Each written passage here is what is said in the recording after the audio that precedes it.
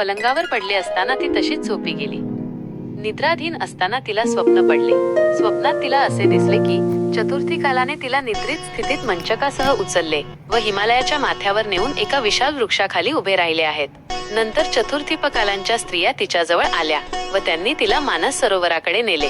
त्यांनी तेथे तिला अभ्यंग स्नान घालून तिची वेशभूषा केली.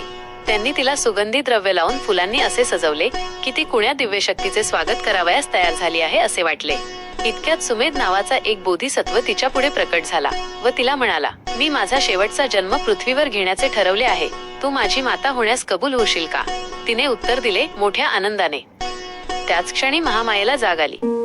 दुसऱ्या दिवशी सकाळी तिने आपले स्वप्न शुद्धोधनाला सांगितले. स्वप्नांचा अर्थ बोध न झाल्यामुळे शुद्धोधनाने स्वप्नविद्येत पारंगत असलेल्या सुप्रसिद्ध 8 ब्राह्मणांना बोलावून घेतले. त्यांची नावे राम, धन, लखन, मंती यांना सुयाम, योग व सुदत्त अशी होती. शुद्धोधनाने त्यांच्या स्वागताची यथायोग्य तयारी केली. त्याने सेवकांकडून जमिनीवर फुलांचे सडे घालून व त्या ब्राह्मणांसाठी उच्चासने मांडली. त्यांनी त्या ब्राह्मणांची पात्रे सोन्या चांदीने भरून मृत्युक्त व साखर मिश्रित दूध भाताचे सुग्रास भोजन देऊन संतुष्ट केले.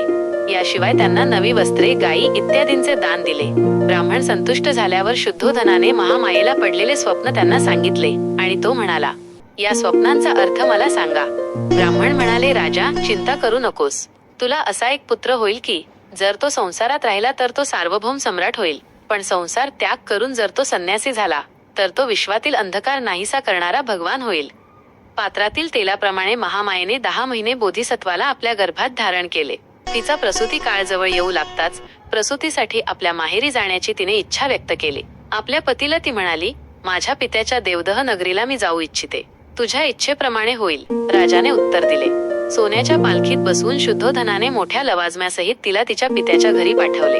देवदहला जात असताना मार्गात फुलांनी बहरलेल्या तसेच पुष्पविरहित अशा वृक्षांच्या आल्हाददायी गर्द वनराईतून महामायेला जावे लागणार होते.